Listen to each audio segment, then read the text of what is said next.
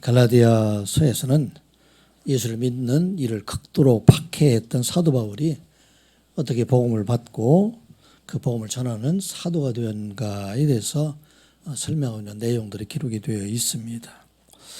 사도 바울의 대적자들은 바울이 사도됨을 부인합니다. 어떻게 예수님을 만난 적도 없고 또 그 말씀을 들은 적도 없는 사람이 사도가 될 수 있느냐, 이렇게 거부하고 또 사도가 아니기 때문에 사도 바울이 전하는 복음은 잘못된 것이다, 그렇게 말을 합니다. 심지어는 사도 바울이 사도로 이렇게 된 것은 예루살렘의 사도들의 그 복음을 계승한 것인데, 사도 바울이 이방인들에게 환심을 사기 위해서 그들에게 받은 계명 중에서 어려운 것, 할례를 행한다든지 율법을 지킨다든지 정결법을 행한다든지 이런 것을 빠뜨리고 이게 복음을 전했다, 그렇게 주장하기도 합니다. 오늘 본문에 이어진 말씀은 사도 바울이 사도가 된 것은 전적으로 이 하나님의 계시에 의해서 사도가 되었다, 그렇게 말씀을 하고 있습니다. 전에는 사도 바울은 예수를 박해하는 자였다. 박해하더라도 가장 열심히 박해했던 자였었는데, 하나님께서 어머니 태로부터 그를 택하셔서 하나님의 백성이 되게 하시고 그를 부르셔서 이제는 주의 복음을 전하는 사도로 삼아 주셨다, 그렇게 말씀을 합니다. 그래서 사도가 된 것은 전적으로 하나님의 계시이지 사도들의 도움을 받은 것은 없다, 그렇게 말을 하고 있습니다. 특별히 그 사도 바울이 복음을 받은 후에, 회심 후에 사도들에게 가서 무엇을 배운 것이 아니라 즉시 나가서 예수가 하나님의 아들이시다, 그렇게 전하고 또 예수가 그리스도이시다, 그렇게 전하게 됩니다. 전에는 예수가 그리스도가 아니라고 그렇게 박해했던 그가 이제는 예수 그리스도가 율법과 선지서에서 말씀하고 있는 온 세상의 모든 사람들을 구원하기 위하여 지금 그 율법서와 또 선지서에서 예언했던 그리스도가 바로 나사렛 예수이다, 그렇게 복음을 전하게 됩니다. 그래서 그가 회심한 후에 사도들을 만나러 예루살렘에 올라간 것이 아니라 바로 아라비아로 들어가게 되었다, 이 말씀은 여러 번 말씀을 드렸습니다. 그 아라비아에 들어갔다는 것은 사막에 들어가서 혼자 수련하기 위해서 들어가는 것이 아니라 다메섹 지역이 아라비아와 가까운 그런 지역들이 되기 때문에 그곳에 가서도 여전히 복음을 전하기 위해서 갔다. 다만 그 회심 후 3년 동안 그곳에서 복음을 전하다가 다메섹의 아레다 왕 코간으로부터 생명의 위험을 받고 광주리를 타고 밤에 이렇게 도망하게 되었다, 그렇게 말합니다. 그리고 3년 뒤에 게바를 만나라고 예루살렘에 올라갔지만 그곳에 머물렀던 기간들은 불과 15일에 불과하고 또 그곳에서 만난 사람들은 게바 외에는 다른 제자들은 보지 못하고 주의 형제였던 야고보 사도만 보게 되었다, 그렇게 말을 합니다. 그 뒤에 이제 14년 뒤에 다시 이제 예루살렘 올라가서 이 복음에 대해서 제자들에게 그것을 제시하게 되었다, 그렇게 말을 하고 있는 내용들이 갈라디아서 2장 1절부터 기록되어 있는 말씀이 됩니다. 사실은 하나님으로부터 계시를 받은 복음이 되기 때문에 더 이상 사도들을 승인받을 수 필요가 없는 그런 복음이지만, 그런데 많은 사람들이, 어떤 사람들은 사도들로부터 복음을 받은 사람들도 있고 어떤 사람들은 사도 바울과 바나바 그 일행으로부터 복음을 받은 사람들도 있기 때문에 그들이 생각할 때는 이게 누구의 복음이 진짜인지, 사도들에게 받은 복음이 진짜인지 또 사도 바울로부터 받은 복음이 진짜에 그들에게 혼선이 될 수 있기 때문에 예루살렘에 올라가서 사도들과 함께 말하면서 서로의 복음이 하나 된다 하는 것을 모든 사람에게 다 알려주어서 사도들로부터 복음을 받은 사람들이나 또 바울과 바나바로부터 복음을 받은 사람, 모든 사람들이 다 한 복음이다 하는 것을 알고 그들이 하나님을 믿는 믿음으로 다 구원에 이르게 하기 위해서, 혼선을 주기 위해서 예루살렘에 올라가게 되었다, 그렇게 말씀 내용들이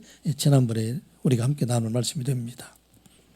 그래서 이 말씀 가운데에서 우리가 이 복음 안에서 참 자유함이 있다 하는 것을 지난주에 함께 말씀을 나누게 됩니다.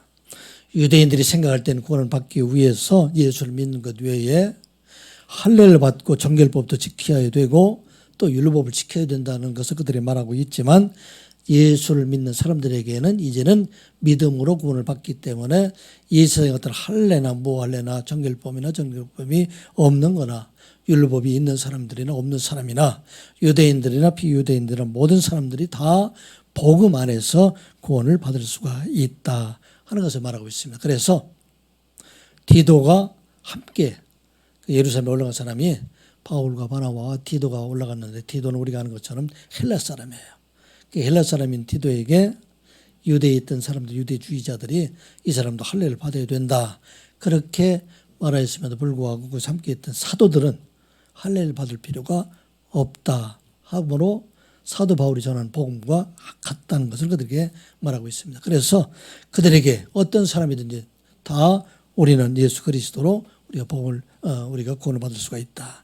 여기 나와 있는 갈라디아서 한번 같이 읽어볼까요? 시작. 너희는 유대인이나 헬라인이나 종이나 자유인이나 남자나 여자나 다 그리스도 예수 안에서 하나이니라. 너희가 그리스도의 것이면 곧 아브라함의 자손이요 야곱대로 욥을 이들 자니라. 아멘. 유대인들이 날마다 그렇게 기도를 했다고 그래요. 유대인들 남자들이 자기들은 이방인으로 태어나지 않고 유대인으로 태어난 것을 하나님 앞에 감사합니다. 우리가 종으로 태어나지 아니하고 자유인으로 태어난 것을 감사합니다. 그래서 또 말하기를 우리가 여자로 태어나지 않고 남자로 태어난 것을 감사합니다.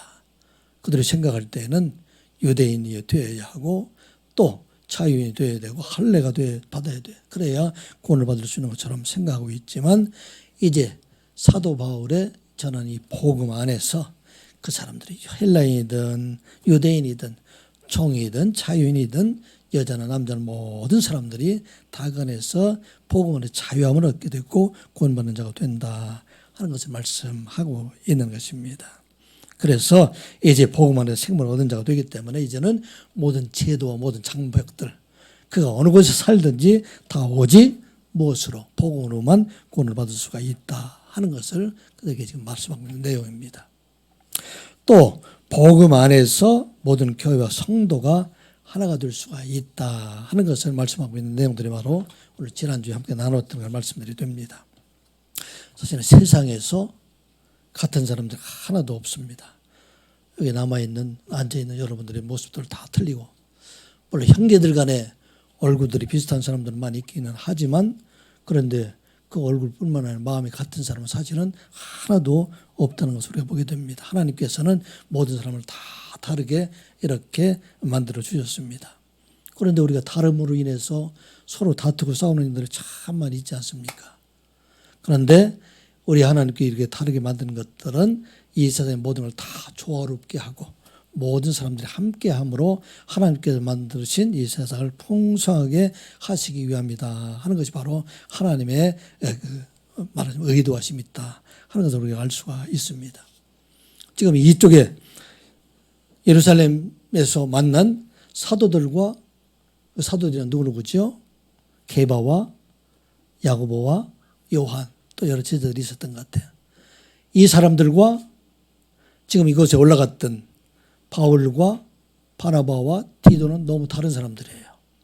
왜냐하면 이 바울과 디도는 이 사람들은 헬라 문화에 익숙한 사람들이었었고, 또 예루살렘에 있던 사람들은 히브리 문화에 익숙했던 사람들이 되기 때문에 그들의 삶이 너무나 틀린 거예요. 그런데 이들이 서로 하나가 되어서 이제는 사도 바울은 누구를 향해서?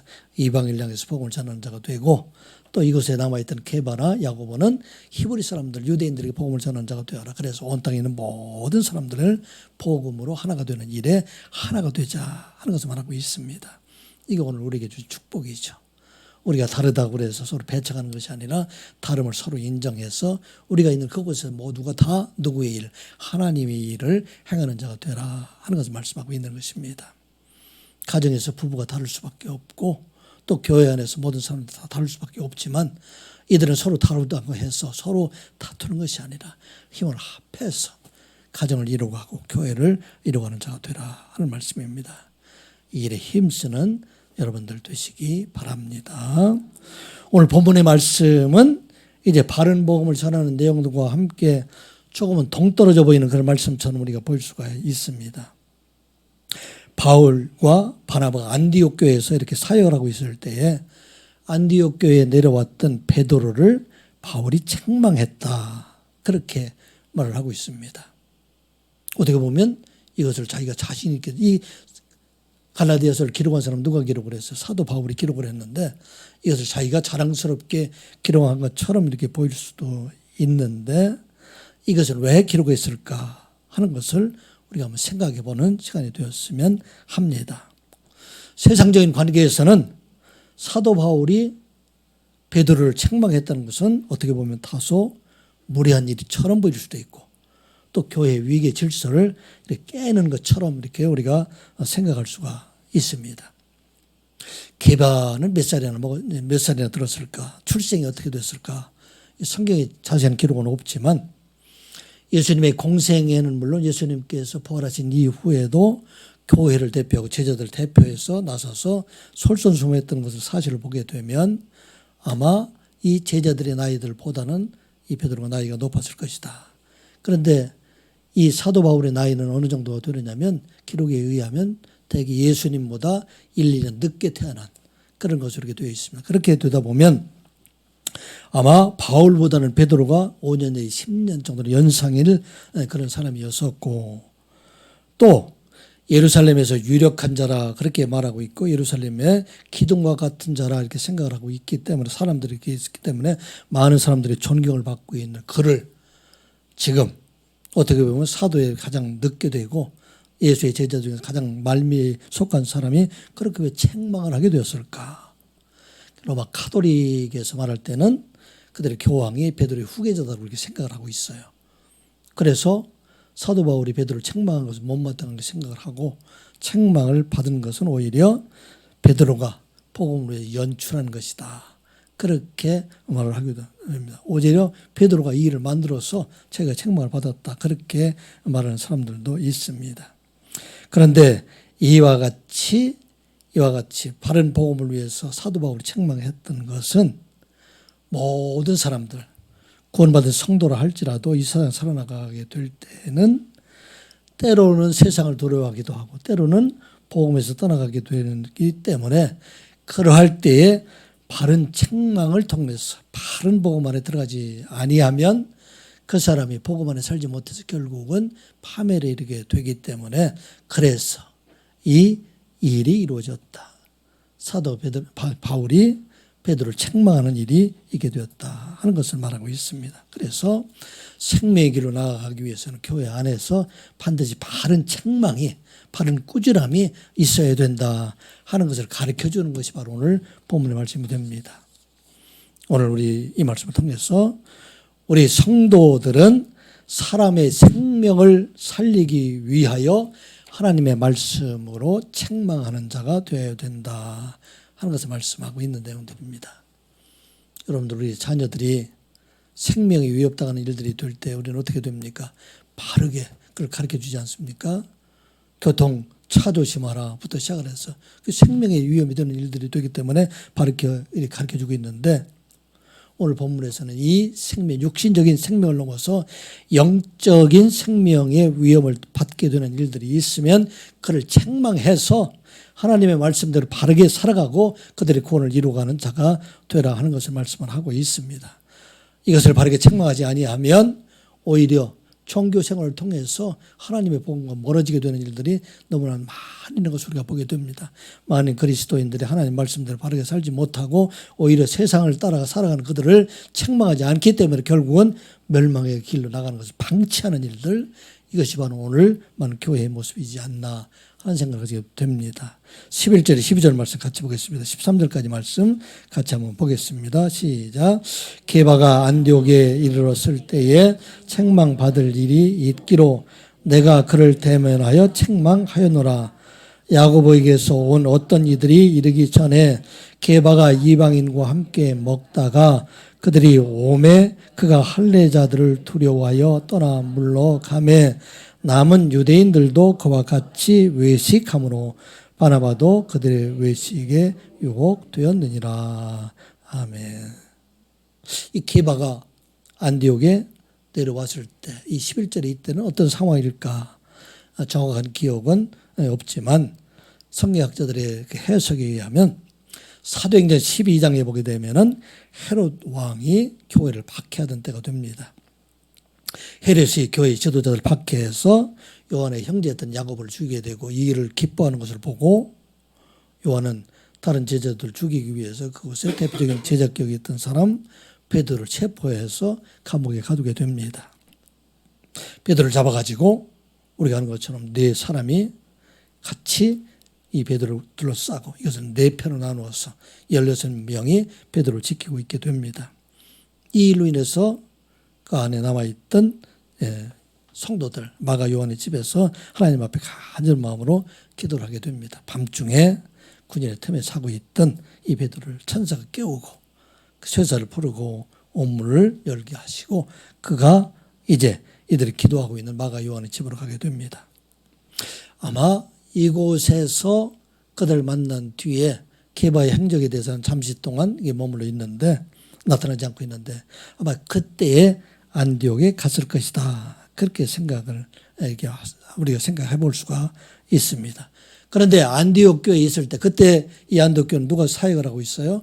바울과 바나바가 사역을 하고 있을 그런 때였고 그때는 유대인들도 많이 있지만 이방인들도 많이 있는 그런 곳에서 사역을 하게 됩니다. 그런데 이곳에 있던 베드로의 행동이 오늘 12절에 보게 되면은 야고보에서 온 어떤 이들이 이르기 전에 예루살렘에서 야고보에 의해서 보내졌든지 안부를 묻기 위해서 보내졌든지 또 예루살렘에 있던 사람들이 내려온 것을 보고 그들이 먹다가 이방인들과 먹다가 할례자들을 두려워하여 떠나서 그들이 다른 곳에 머물러 서게 되었다. 그렇게 지금 성경은 기록을 하고 있어요. 이 성경에 기록되어 있는 세 개의 동사, 음식을 먹었다 하는 그런 동사와 또 그 자리를 떠나게 되었다. 그리고 다른 곳에 이방인의 거리는 곳에 물러가게 되었다. 이 동사가 다 미완료 동사로 되어 있어요. 미완료 동사라는 것은 어떤 의미가 있느냐면 이러한 일들이 반복해서 계속해서 있었다는 이야기예요. 사도 베드로가 이방인들과 음식을 먹는 일들 이런 일들을 전에도 자주 있었다. 그렇게 지금 기록을 하고 있습니다. 왜 이런 일들이 일어났죠? 우리가 잘 아는 것처럼 사도 베드로 요바에 들어갔을 때 그때의 복음의 환상을 보고 가이사리 고넬료 집에 들어가서 그것에 복음을 전하게 되는 일들을 우리가 잘 알고 있습니다. 한번 사도행전 10장 44절 이 말씀 같이 읽어볼까요? 시작. 베드로가 이 말을 할 때에 성령이 말씀 듣는 모든 사람에게 내려오시니 베드로와 함께 온 할례 받은 신자들이 이방인에게도 성령 부어 주심을 말미암아 놀라니 이는 방언을 말하며 하나님 높임을 들음이로라. 베드로는 가이사랴 이 백부장 고넬료 집에 가서 그이가 지금 복음을 전하게 될 때에 그곳에 있는 많은 사람들이 다 하나님 말씀을 듣고 자기들에게 임했던 방언의 역사, 이 성령의 역사가 임하는 것을 보고 그 사람들에게 이제 복음을 전할 뿐만 아니라 그 사람들에게 세례를 주고 아마도 그 뒤에는 이 이방인 사람들과 함께 식사하는 것, 그들에게 복음을 전하는 것, 이 일들을 그 마음속에 거리낌 없이 이 일을 해왔다. 아마 이 말이 지금 음식을 계속 먹었다 하는 그런 얘기가 됩니다. 사실 전에는 이 베드로는 절대로 정결법을 지키는 일들 또 이방인들과 음식을 먹는 일들 이런 일들을 하지 않았던 것으로 보이게 됩니다. 사도행전 10장 14절 15절 같이 한번 읽어볼까? 시작. 베드로가 이르되 주여 그럴 수 없나이다. 속되고 깨끗하지 아니한 것을 내가 결코 먹지 아니하였나이다. 한데 또 두 번째 소리가 있으되 하나님께서 깨끗하게 하신 것을 내가 속되다 하지 말라 하더라. 하나님께서 보여준 보자기 안에는 혐오스러운 짐승들이 많이 있었는데 나 이거 먹을 수가 없습니다. 전에는 그렇게 먹지 않았어요. 그런데 하나님께서 깨끗하게 하셨다 하는 것이기 때문에 이제는 그 뒤에 아마 이 일 뒤에 베드로는 이방인들과 음식 먹는 자리도 자주 있었고 아마도 이 이방인과 음식을 먹을 때 이방인들이 먹던 음식도 가리지 않고 자유스럽게 먹었던 것으로 우리가 보게 됩니다. 이것은 잘한 일이 되죠. 자유스러운 일들이 되죠. 그런데 왜 지금 이 일로 인해서 책망을 하였을까 생각해 보게 됩니다. 예루살렘 교회 지도자인 베드로가 할례자들을 두려워서 그곳에 일어나 먹던 자리를 피하게 되니까 그곳에 있던 다른 유대인들도 피하게 되고 아마 이방인들만 그곳에 남아있지 않을까. 그리고 함께 있던 바나바도 그 자리를 피하게 되었다 하는 것을 말하고 있는 것입니다. 그때가 어느 때예요? 거짓 선지자들, 거짓 형제들, 교사들이 나와서 사람들이 구원을 받는 것은 복음 이외에 할례를 받아야 된다. 정결법을 지켜야 된다. 율법을 지켜야 된다.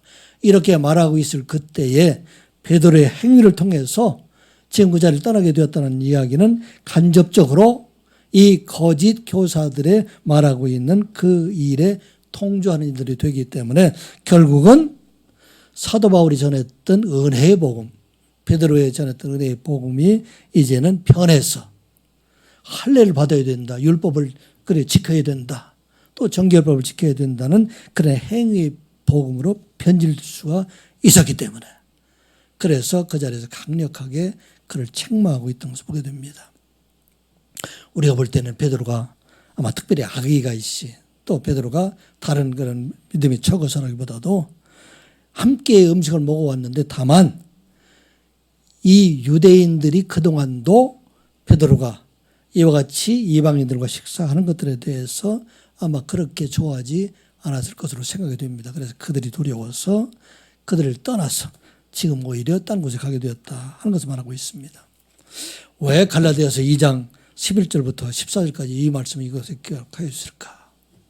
하나님의 복음이 은혜의 복음에서 행위의 복음으로 변할 수 있는 그 위기의 순간이 되었기 때문에 그래서 사도 바울은 많은 사람들 앞에서 이 복음을 지키기 위해서 은혜의 복음을 지키기 위해서 그들을 책망하게 되었다. 오직 우리가 구원을 받을 수 있는 것은 할례를 받거나 정결법을 지키나 율법을 지키는 것으로 되는 것이 아니라 오직 예수 그리스도를 믿음으로 말미암아 구원을 받을 수가 있다 하는 것을 가르쳐 주기 위해서 그래서 책망을 하게 되고 이 책망이 복음의 역사에 가장 중요한 계기 중 하나가 될 수가 있었다 하는 것을 말씀하고 있습니다.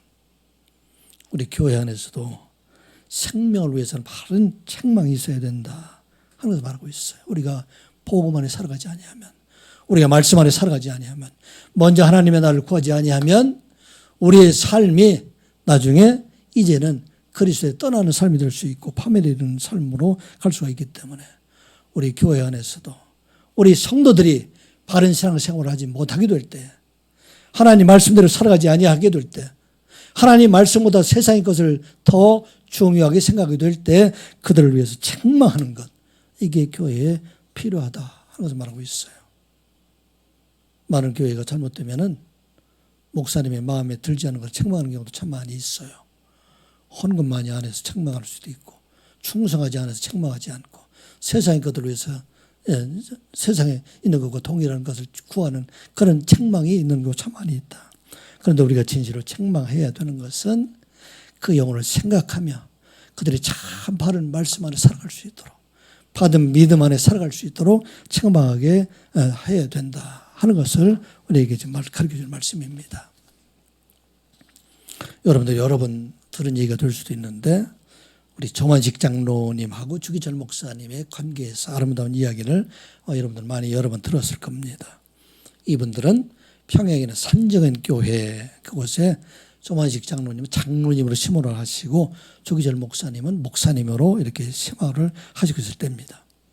이 조만식 장로는 우리가 잘 아는 것처럼 독립운동을 많이 했던 사람이고 평양 오산학교의 교장 선생님으로 있을 때에 주기철 목사님이 그곳에 학생으로 들어오게 됩니다. 학생 때 주기철 목사님을 잘 알고 있던 조만식 장로님이 자기가 평양의 산정교회 장로로 심호하실 때 마산에 있는 문창교회 그곳에 심호하던 주기철 목사님을 청빙해서 평양 산정교회로 이렇게 모셔오게 됩니다. 그 예배 시간에 있었던 일이죠. 조만식 장로님이 집을 나서시다가 손님을 만났어. 아마 나라 일에 대한 일들이었던 것 같아요. 그래서 얘기하는 중에 예배 시간이 좀 늦었어요. 예배 시간 늦게 될 때 그때 이제 부랴부랴 말을 끝내고 이제 돌아가는 중에 목사님이 설교를 하시다 보니까 조만식 장로님이 들어오셨어요. 그때 이 주기철 목사님이 이야기하기를, 장로님 오늘은 자리에 서서 자리에 앉지 말고 그곳에서 예배를 드리십시오. 아마 교회 분위기가 어땠을까요? 지금은 수석 장로님 좀 속할 텐데 주 목사님을 이렇게 청빙했던 목사님이 그곳에 서서 예배를 드리게 됩니다. 예배를 다 끝내고 난 다음에 그 다음에 조만식 장로님에게 오늘 예배를 위해서 기도해 주십시오. 그렇게 기도할 때, 기도를 부탁해 될 때 조만식 장로님이 이렇게 기도를 했다고 해요. 하나님, 이 죄인을 용서하여 주시옵소서. 애국운동 한다고 하나님을 만나는 예배 시간을 늦게 들어오게 해서 참으로 죄인입니다. 용서하여 주시옵소서. 이 일로 인해서 목사님의 마음을 아프게 할 뿐만 아니라 함께 예배하던 모든 사람들의 마음을 상하게 한 것, 이것을 용서해 주시옵소서. 간절한 마음으로 기도하게 될 때 그곳에 있던 모든 성도들과 함께 목사님도 장로님도 함께 눈물을 흘리며 예배를 마쳤다. 그렇게 기록을 하고 있습니다. 당연한 일이잖아요. 어떻게 보면은 세상 일 하다가 늦게 이고 세상 일 하다 교회에 빠지고 이런 일들이 어떻게 보면 당연한 일처럼 보이지만 이 일로 인해서 하나님의 일보다도 세상 일들을 더 앞서게 된다면 결코 그 사람은 영원한 하나님의 나라의 축복 가운데 영원한 생명을 얻기 어려워질 수도 있다. 타락되어 나갈 수도 있다 하는 것을 말하고 있습니다. 그래서 이 일을 위해서 그 자리에 서서 책망하게 된다. 왜 그랬을까요? 이 주 목사님의 책망을 통해서 온 모든 성도들에게 세상의 애국일보다도 더 중요한 것, 이것은 하나님께 나오는 일들, 하나님께 예배하는 일들이 더욱 중요하다 하는 것을 가르쳐 주시기 위함이다 하는 것을 말씀하고 있는 것입니다. 이 책망은 교회 안에서뿐만 아니라 가정 안에서도 책망이 있어야 된다 하는 것을 말하고 있습니다. 그 책망은 어떤 책망이 되어야 되느냐? 이 책망은 진실로 우리의 생명을 살리는 일들을 위해서 책망하는 자들이 되어야 된다 하는 것을 말하고 있어요.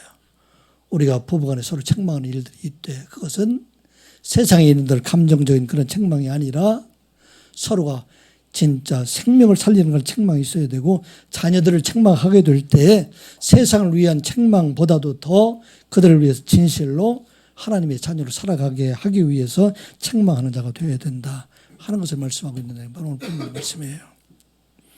우리가 자녀들을 잘 양육하는 거 굉장히 중요하잖아요.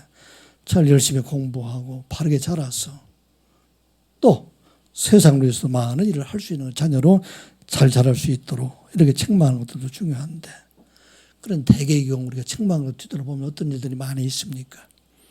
자녀들을 책망하게 될 때에 진실로 그 자녀들을 위해서, 그 자녀의 생명을 위한 것보다도 내가 감정적으로 내 일을 위해서, 내가 잘 보이기 위해서 책망하는 일들이 있지 않았을까 생각하게 됩니다.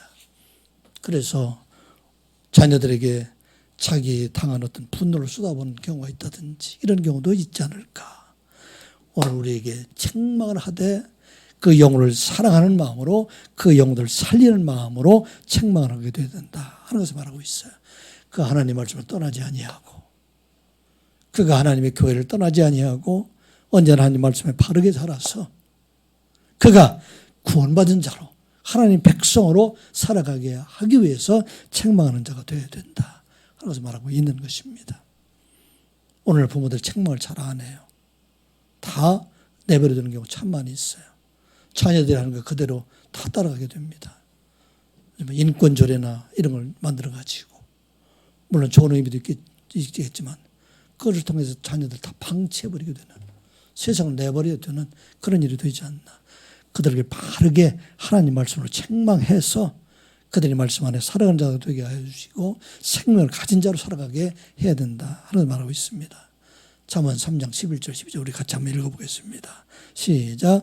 내 아들아, 여호와의 징계를 경히 여기지 말라. 그 꾸지람을 싫어하지 말라.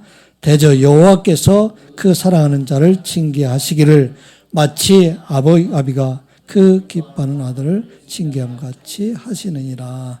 아멘. 내 아들아 여호와의 징계를 경지 말라. 이런 어떤 말씀입니까? 아들을 책망하되 여호와의 말씀으로 그들을 징계하고 있다는 것입니다. 아들을 책망하되 그 꾸준함이 여호와의 말씀으로 그들을 책망해서 그들이 하나님 말씀 안에 살아가도록 그들을 이끌어가고 있다 하는 것을 말하고 있습니다. 이 유대인들에게 특히 그렇습니다. 그들이 하나님 말씀을 책망해서 말씀 안에 살아가는 자가 되도록 한다. 왜 그렇게 합니까? 잠언서 6장 23절 그 뒤에도 보면 우리 한번 같이 읽어보겠습니다. 시작. 대저 명령은 등불이요 법은 빛이요 훈계는 책망 곧 생명의 길이라. 아멘. 하나님 말씀대로 우리가 책망하게 될 때에 그것이 바로 우리의 삶의 등불이 되고 빛이 되고 이것이 바로 생명의 길이 된다 하는 말하고 있습니다. 여러분들 자녀를 책망하는 걸 주저하지 말고 말씀으로 잘 책망해서 하나님 말씀에 살아가도록 하는 것이 바로 우리에게 하나님의 책무이다, 의무이다 생각해야 됩니다. 이 책망을 통해서 갈라디아에 있는 그 교회들이 바르게 쓴 것처럼 우리도 이제 이 책망을 통해서 교회를 바르게 세워가고 이 책망을 통해서 가정을 바르게 세워가는 여러분들 되시기를 주님의 이름으로 축복합니다. 이 책망은 사람을 살리는 생명의 책망이 되어야 된다는 것과 함께 그러면 책망을 듣는 우리는 어떻게 들어야 될까? 이 책망을 듣는 우리는 그 책망을 하나님의 말씀으로 들어야 한다 하면서 말씀하고 있어요. 세상에 누구도 책망받는 일을 좋아하는 사람 하나도 없어요. 그런데 그 책망을 통해서 하나님께서는 말씀하고 계시다 하는 걸 우리가 잊지 말아야 된다는 것입니다. 나에게 이야기되는 말씀 사실은 칭찬의 말보다도 나를 책망하는 그 말 속에 나를 위한 말씀이 더 많이 있다. 물론 자녀들을 잘 우리가 용기 있게 키우기 위해서 그들을 잘 격려하고 칭찬하는 일들, 교회 안에서도 그런 일들이 중요하지만 그런데 이 칭찬보다 더 중요한 것은 이 책망 속에 있는 하나님의 말씀을 듣는 자가 되어야 된다 하는 것을 말하고 있는 것입니다. 14절 말씀 같이 보겠습니다. 시작. 그러므로 나는 그들이 복음의 진리를 따라 바르게 행하지 아니함을 보고 모든 자 앞에서 게바에게 이르되 내가 유대인으로서 이방인을 따르고 유대인답게 살지 아니하면서 어찌하여 억지로 이방인을 유대인답게 살게 하려 하느냐.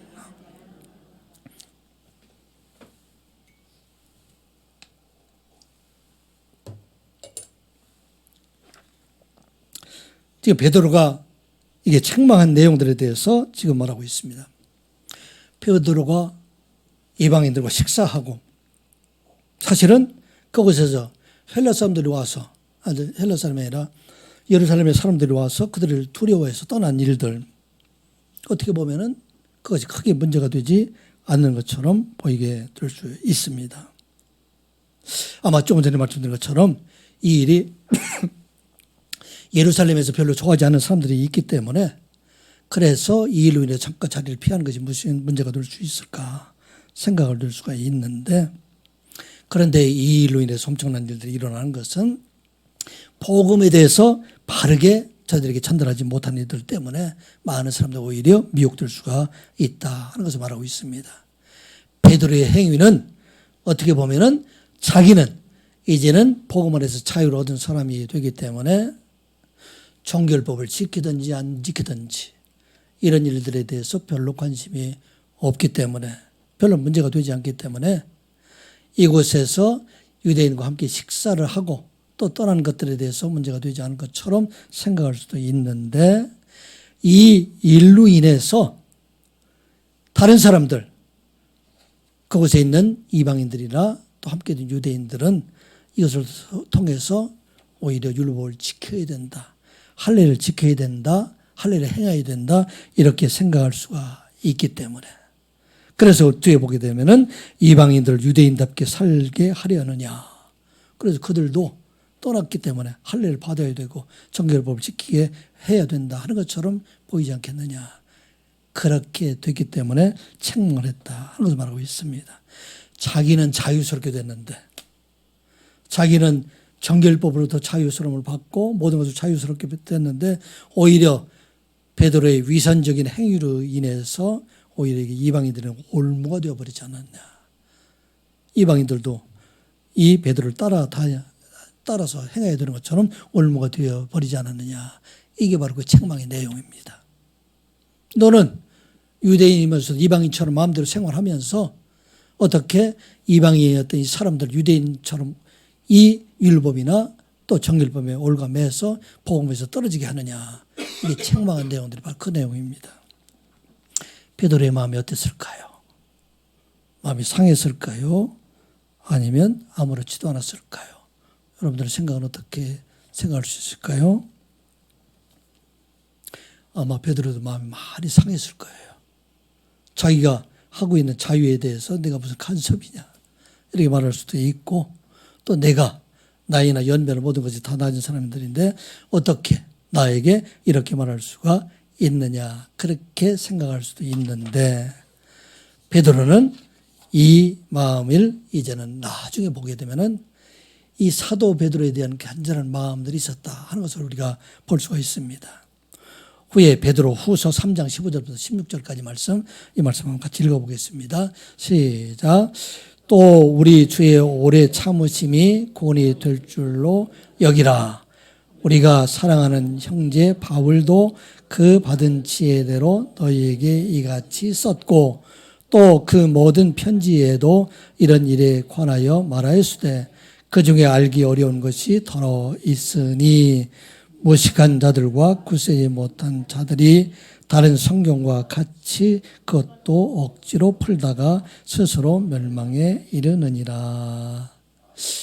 베드로가 이게 우리가 아는 것처럼 베드로가 이 복음서를, 베드로 전후서를 쓰게 될 때는 AD 66년에서부터 67년 정도예요.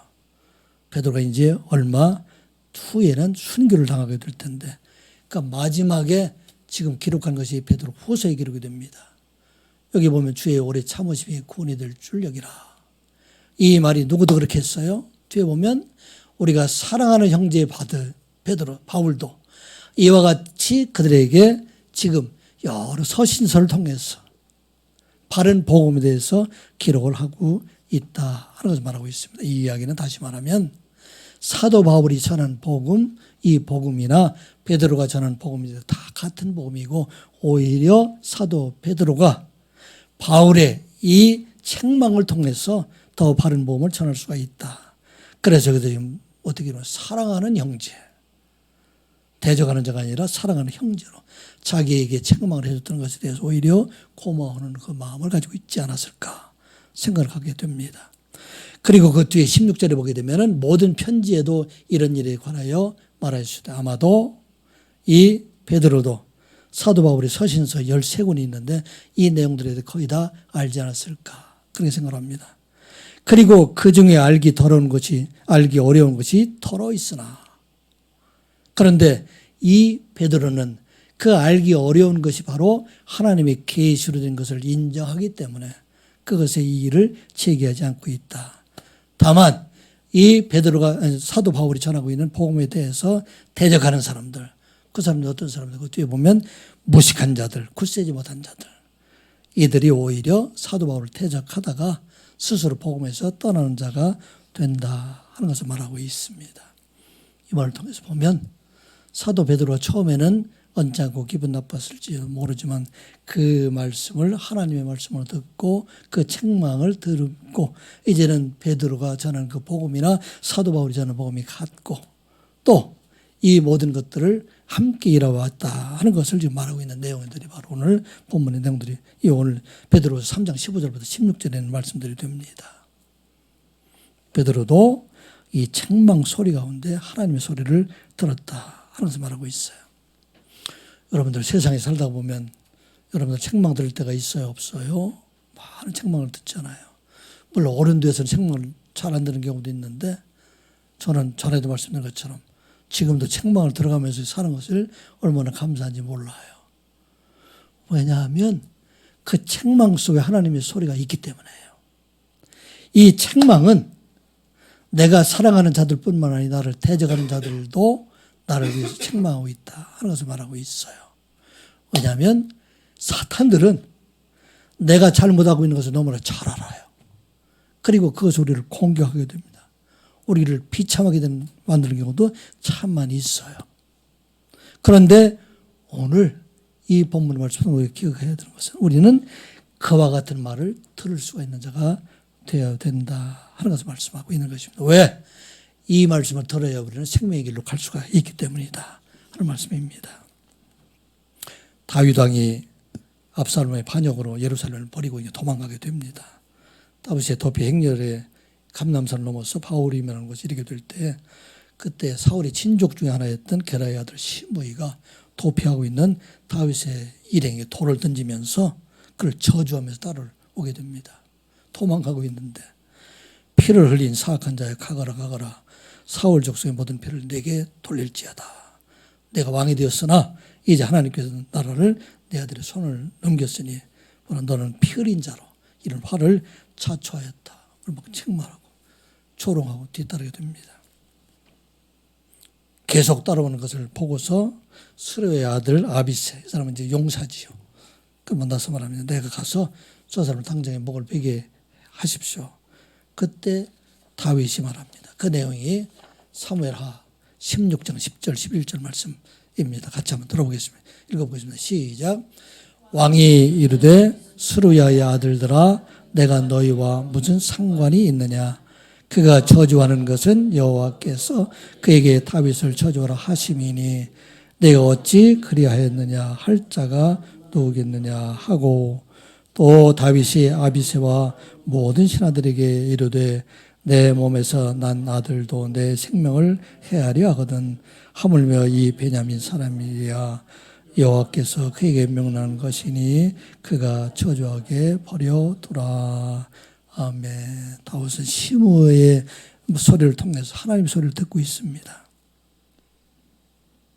지난 날을 돌아보면 다윗이 잘한 일만 있어요. 잘못한 일도 있어요.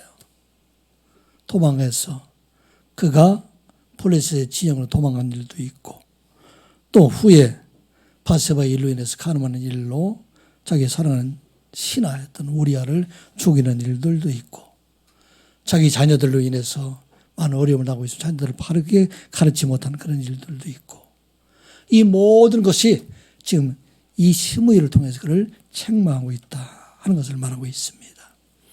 오늘 우리에게 주신 말씀 여러분들 내가 지금 나에게 참 책망하는 사람들 소리를 듣되 그 소리가 하나님의 소리를 듣게 될 때 우리의 마음은 아프지만 우리는 생명을 얻은 자로 구원받은 자로 살아가게 하신다 하는 것을 우리가 잊지 아니하고 오늘 이 말씀을 통해서 오늘도 내게 주신 하나님의 음성을 듣는 저와 여러분들이 되시기 바랍니다. 자녀들에게 바른 책망을 하고 또 우리에게 주신 바른 책망을 들음으로 여러분들의 가정이 생명 안에 살아가고 또 우리 교회가 생명을 살리는 교회, 생명을 살아가는 교회가 될 수 있도록 여러분들이 이렇게 힘쓰는 여러분들 되시기 바랍니다. 기도합니다. 아버지 하나님, 오늘도 말씀을 듣게 하여 주시니 감사드리옵나이다. 생명의 말씀으로 책망하는 자들 되게 하여 주셔서 교회를 생명 있는 교회, 가정을 생명이 있는 가정으로 세워가는 저희들 되게 하여 주시옵소서. 날마다 우리를 향해서 책망하시는 하나님의 음성을 들을 수 있게 하여 주시옵소서. 가까운 자들로부터 듣는 책망과 우리를 대적하는 자들로부터 듣는 책망을 통해서 살아계신 하나님의 음성을 듣고 돌이켜서 구원받은 하나님의 백성으로 살아가는 선한 이웃의 모든 성도들이 되게 하여 주시옵소서. 예수님의 이름으로 기도드리옵나이다. 아멘.